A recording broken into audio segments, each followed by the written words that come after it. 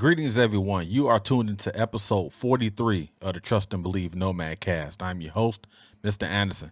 Thank you for tuning in today on the 15th of December, 2021. Appreciate everything. Again, before I get started with my opening remarks, please click that subscription button and the bell icon. You can find me on, of course, YouTube, TikTok, and Instagram. Right above, right above that thumb. So appreciate everything and continue to follow, subscribe, and thank you for your ears and your eyeballs when you're watching and listening to me. All right, so for my opening remarks today it's somber news. You're talking about a trucking company that's went out of business. I am a fan. I've talked about this in previous Nomad Casts. I am a fan of the trucking industry. Is anyone ever seen my man cave, it is full, is littered with toy semi-tractor trailers. I am a fan of tractor trailers. Had the fortune to drive some throughout my military career, so definitely was a great experience in that. But I'm just reading this article here out of Waco, Texas. It's a company called Central Freight Incorporated. And they're putting the brakes on their operations after nearly 100 years in the trucking business.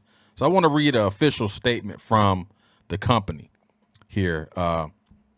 Again, this is from the executives at Central Freight Lines. We make this announcement with a heavy heart and extreme regret that the company cannot continue after nearly 100 years in operation. We would like to thank our outstanding workforce for persevering and for professionally completing the wind down while supporting each other. Additionally, we thank our customers, vendors, equipment providers, and other stakeholders for their loyalty and support. So this company is shutting down, like I said, after nearly 100 years in business. It's a trucking company. So think about the second and third order effects. Think about the trickle down effects with this decision it's impacting. It's impacting all your, of course, executives, like he said, the stakeholders.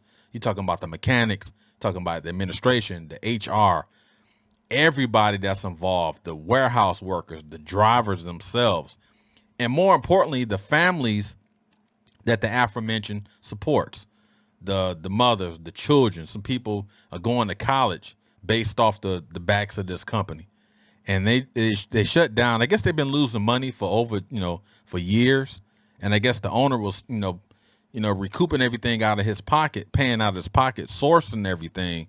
But a lot of times in life, when you source everything, sometimes you run out of the resources to sustain that sourcing. And it's an unfortunate situation because, you look at it now, it's the holiday season. That's like some of the worst things that can happen is a person lose their job, husband and father, whoever loses their job. So my heart goes out to him, man. Prayers goes out to him. The good thing about it now, a lot, the other truck companies that's healthy, that's profitable, that's sustainable, now they're opening their arms, they're opening their doors. And I'm seeing a letter here saying, we understand what happened with your former trucking company. However, feel free to contact our recruiters. Our recruiters will talk to you, tell us about our roadmap to success, so on and so forth. But I kind of just wanted to all this, it's all about being thankful and being happy and making sure you're in the right situation, because you never know what can happen with some of these companies. I think last year, another trucking company had went out of business as well during this time. So, if this ain't taught us to, stay prayerful and stay grounded, I tell you, man, it's a rough time. Reading another comment said the trucking industry is general right now is very strong. No problems trying to find loads, trying to find freight. It's just a few companies out there that's not making ends meet. A lot of times when you take these jobs and you accept these jobs, you want them to, sustain your health and welfare of your household by virtue of income and everything and longevity. But sometimes you may have to ask those questions or even do your own research. What is the sustainability of this company I'm trying to seek employment from? That's when you really have to start doing your own research. And but again, this is just, I'm not trying to take anything away, but it's a sad situation. You're talking about after nearly 100 years? And this has been going on throughout time. This is nothing new, but just something I was just thinking about today I want to bring up. Man, almost 100 years in business, and they're out. They accepted their last load on the 13th, so that was, a couple of days ago. Man, all I got to say is to close out the opening remarks is to be thankful for your situation, but continue to try to improve your situation, right? Because you never know, man. We are one decision away from something. We are one bad decision away from something. So, man, my heart goes out to these folks because it is a lot of people that's impacted. Again, this is, man, the way this is going to trickle down and families and, man. All right, so that concludes my opening remarks. I just wanted to just bring that up. It's a sad situation. So today on my story on Wayback Wednesday, I'm going to tell a story about how, actually it's two stories in one, because it happened during the same 96, which is a 4-day weekend in the Marine Corps. I was a Marine. It happened during, I think it was July 4th weekend. And I told a story around this time, about 20 some podcasts ago, Nomad Cast ago, talking about Charles Barkley in Albany, Georgia. So this happened around the same time as well, but it's two separate incidents that I'm thankful that the Lord lifted me up and got me out of. I tell you, man, give all praises due. All right, so appreciate y'all. See y'all again in a few on Wayback Wednesday. Trust and believe.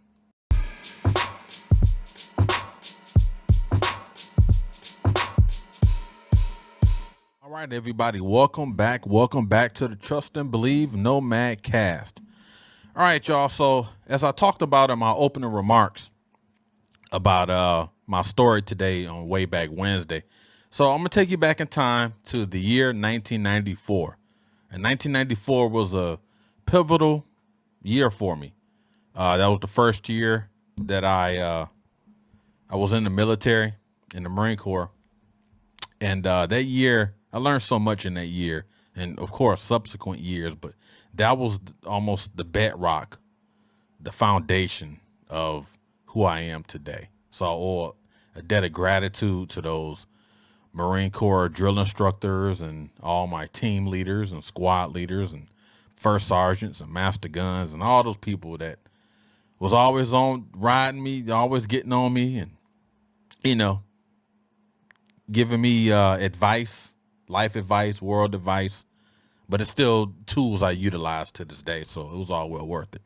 All right. So I'm going to take you to July of 1994 and two incidents. I don't call them incidents, but they could have been two incidents, but it's all going to be in one story.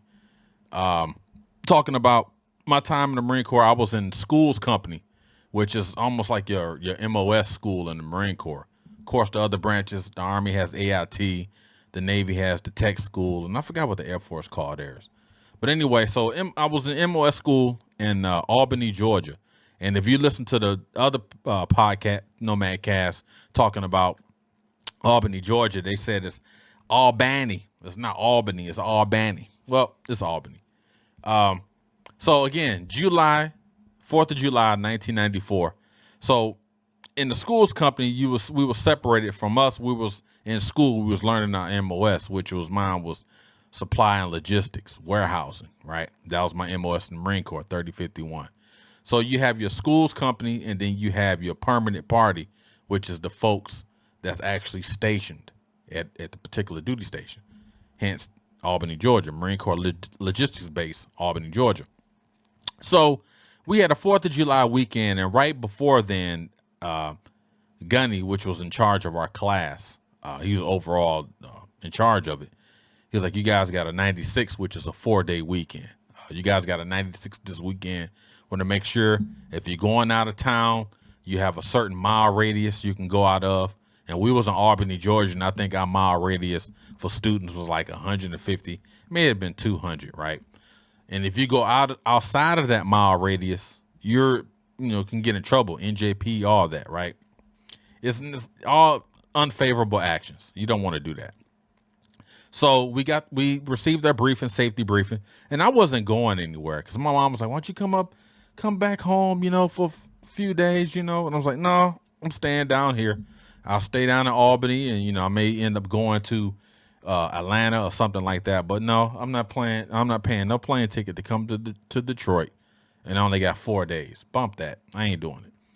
And so a lot of my class, some of them went on trips, within that radius to visit family that was nearby, or just to kind of get away from school. So Gunny was like, okay, I have all the passes that's approved. Make sure you guys are not going anywhere.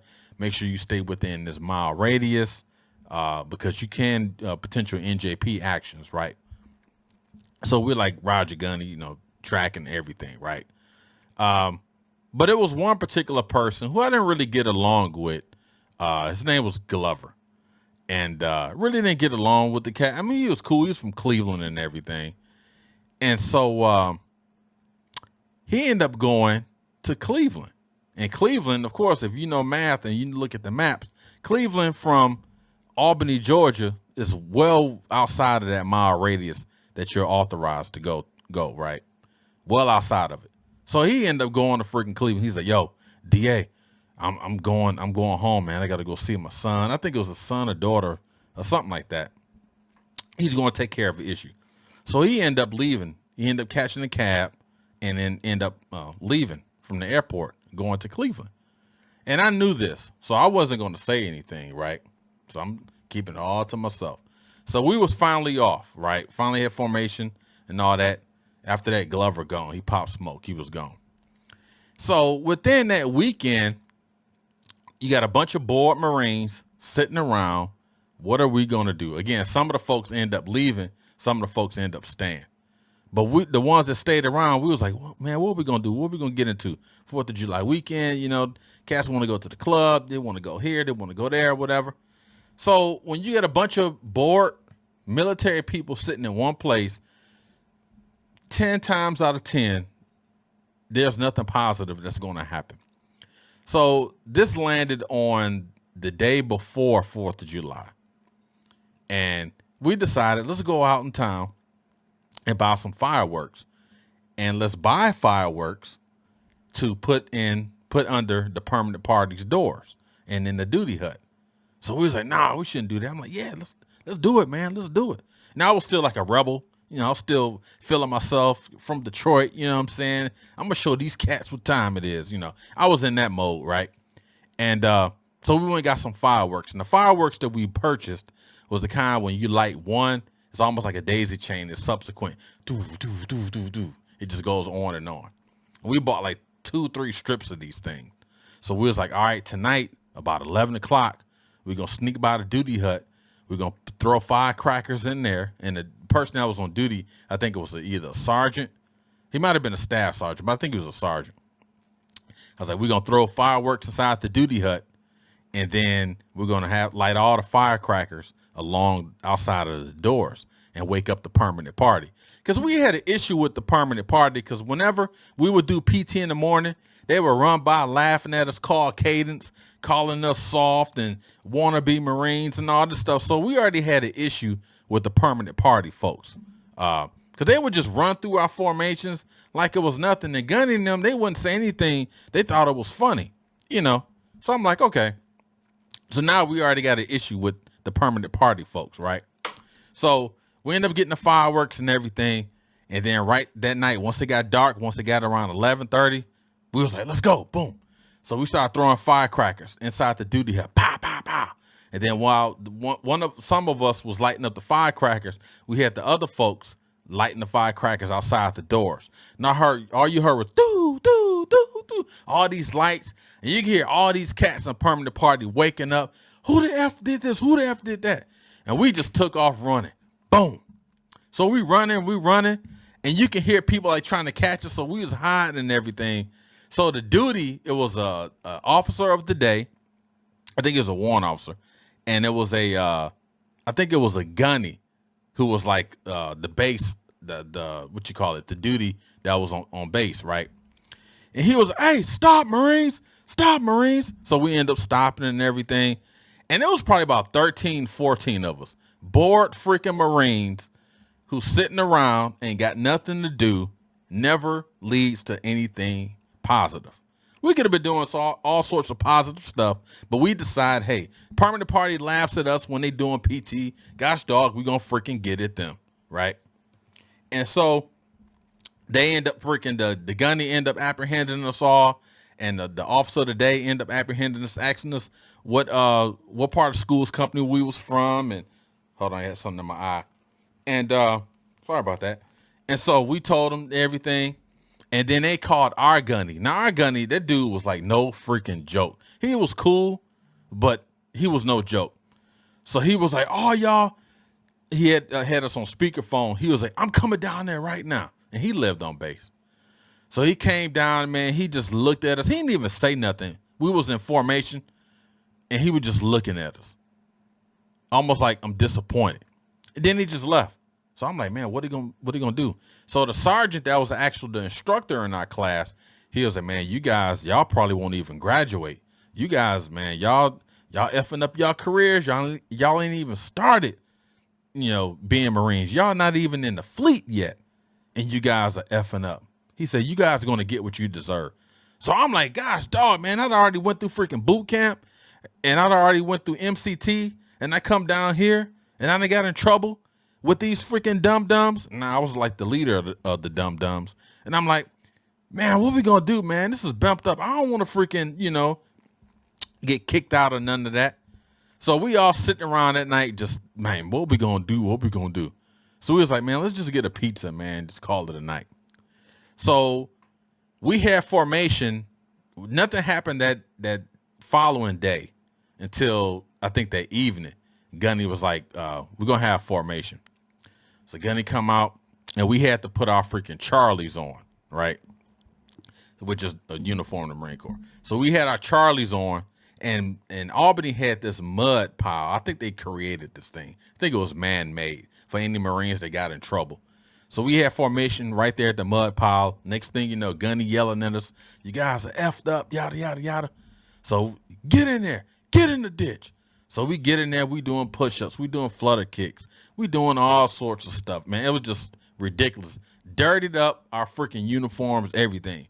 He was like, you guys got 1 hour, and I want to meet with y'all individually, one by one. Move. So we rushing to our rooms and everything, getting changed, getting cleaned up, throwing something on, our PTs on and all that. So Gunny met us one by one. So he got to me, because I was the one that kind of spearheaded this whole thing. I'll take credit for that. Again, I was just in a different mindset. And so he was like, what is the reason why y'all did this? And then a Master Guns that was actually on base as well. I don't know his particular role in our school's company. He may have been serving as like the sergeant major or something, filling in for the sergeant major or whatever. But he came down and he was like, you know what y'all did? He said, I've been in the Marine Corps 25 years. Again, this was 1994. He's like, I've been in the Marine Corps 25 years. And we used to do stuff like this all the time. I think that S was funny. And then Gunny was like, I can't lie. I thought it was funny too. He said, but you guys could have got in trouble. What if the firework had exploded in the sergeant that was on duty's face? I mean, all sorts of stuff, scenarios they're running through. So we didn't get any NJP. We didn't get any. The only thing that we had to do, we had to help out the chow hall after we would come out of class, almost like a kitchen police would, help them. That was like our punishment. So I'm like, cool, man. We got off easy a little bit, right? But it was still a lesson learned in that, because we could have hurt somebody, especially with the fireworks going off.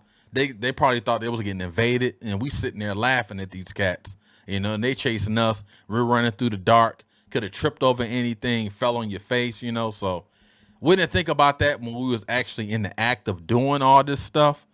But then, as you grow older, and I think about it now, it's like, yeah, we probably should have just, stayed in our rooms and studied our knowledge or whatever, right?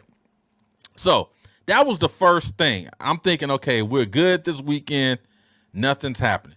And Gunny is like, right after the 4th of July holiday, we had a formation, almost like a recall formation, just to make sure, take accountability, make sure everybody made it. Because we had some Marines that actually went out of town for that 4th of July weekend, right?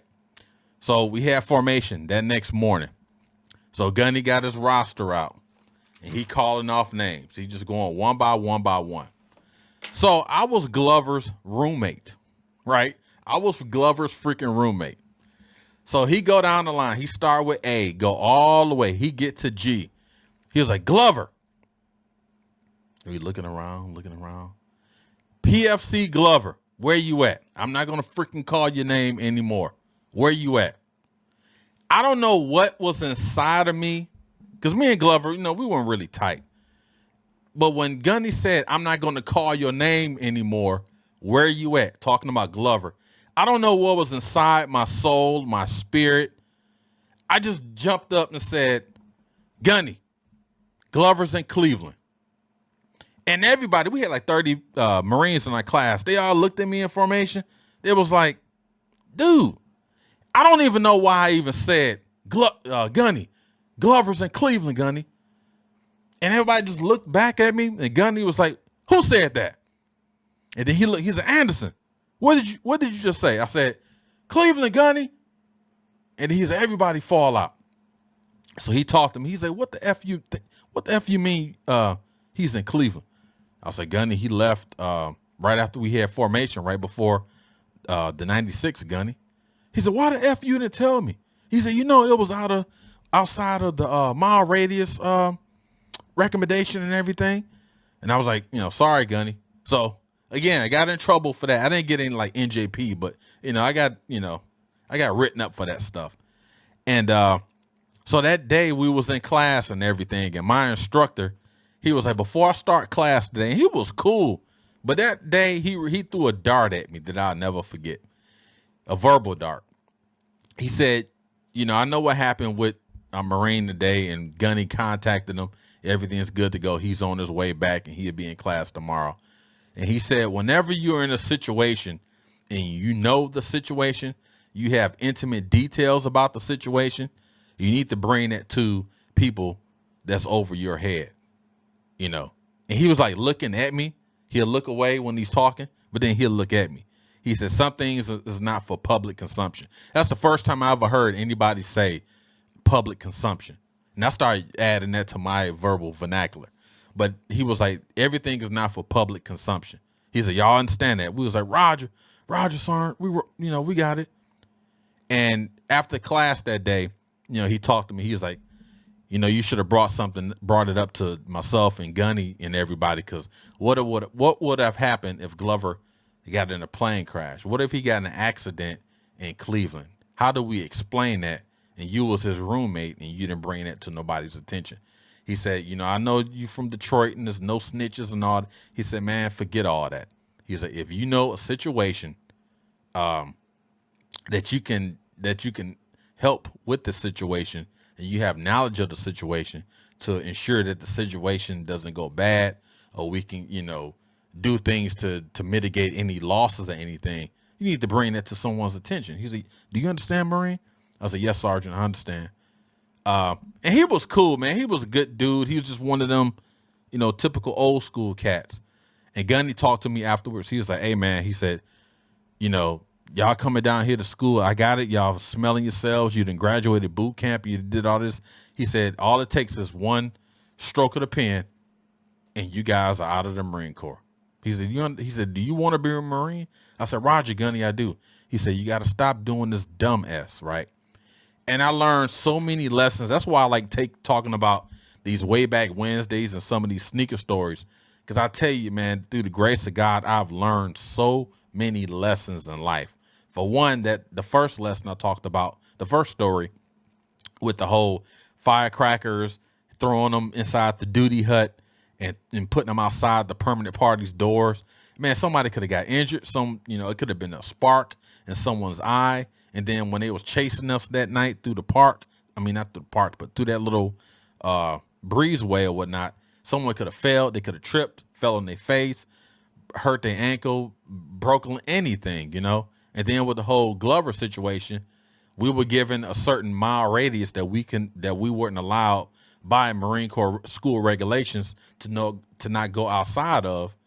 And we had my roommate went outside that, the regulation. And I should have said something, but man, snitches, this and that. But what something could have happened to Glover while he was in Cleveland. Wrong place, wrong time. He ended up coming back, and we had a long talk when he came back the next day. He said, hey, man, I heard that you told on me. And I thought we was really going to get into it. But I said, man, I was like, look, man, I apologize, man. I'll fall on the sword for that, because I should have brought it up to attention, or I should have even tried to make you not even go there. Did what I need to do to keep you around here, because, I never know something could have happened to you. And he wasn't even really mad at me. He was like more shocked. And I remember he used that word. He was like, I'm more shocked. He said, I know we ain't, we don't vibe well. He said, I was just shocked. But after that, we had we was cool. He went on his separate way. I ended up going to Yuma. I think he ended up going to Okinawa, if I'm not mistaken. Because they gave us like our assignments, like I think a week or so right before we graduated school. And, hey, you going to Okinawa, you going to Camp Lejeune, you going to Camp Pendleton, and I ended up going to Yuma. But I tell you, that's two valuable lessons I learned. That's why I will always say 1994 was the foundation, was the cornerstone of me growing up into adulthood and just being a responsible person. I mean, I still got a long way to go, but I'm not pulling some of them antics I did, almost 30 years ago. Yeah, but 1994, man, I learned some valuable lessons. Speak up in the event that something happens and you can potentially save a situation. Man, I tell you, those were life lessons. And then the whole issue with the whole fireworks, and could have got somebody hurt. It was silly, but it's like that Master Guns told me. He said, man, we used to do worse stuff back in the day. And they thought it was funny, but also learned a lesson. While they was laughing about it, they was teaching me a lesson. So I'm forever indebted to those guys as well. So today has been a Wayback Wednesday. I hope you guys enjoyed it. I left some other details out of the story. But yeah, that's the main thing I wanted to kind of get across. The whole fireworks, the 4th of July, putting firecrackers outside of the doors, throwing them at the duty hut, and then snitching on my roommate who went to Cleveland when it was clearly outside of the mile radius, and not bringing that up to Gunny's attention or to anybody's attention. But thank God that nothing happened to him while he was in Cleveland. And we ended up graduating on time and ended up going to Yuma. Like I said, the other Marines went to other duty stations. And a lot of those guys, I tell you, this was 1994. We in 2021. I haven't seen, I think all the guys I went to boot camp with, and all the folks I went to MCT with, all the folks I went to school with for my MOS school, man, I would tell you probably only I've seen maybe 6 or 7. But, again, I changed branches in 1999. So, but man, that was a good time, man. I'm forever indebted to the Marine Corps for what I learned, the people I met. Again, that served as the foundation for the person I am now. Each day you get better. I'm nowhere near perfect, but I think you have to go through those bad times sometimes and use your story, use your test in life as a testimony for others, so yeah, man, good times, 1994. So appreciate you guys tuning in today on another Wayback Wednesday. Tomorrow, sneaker stories on the Thursday. I have another sneaker story accompanied with a life lesson as per usual. Appreciate you guys tuning in today. Stay tuned, stay locked. Make sure you're doing everything in your respective situation to make your situation better. Peace and love. See y'all tomorrow. Trust and believe.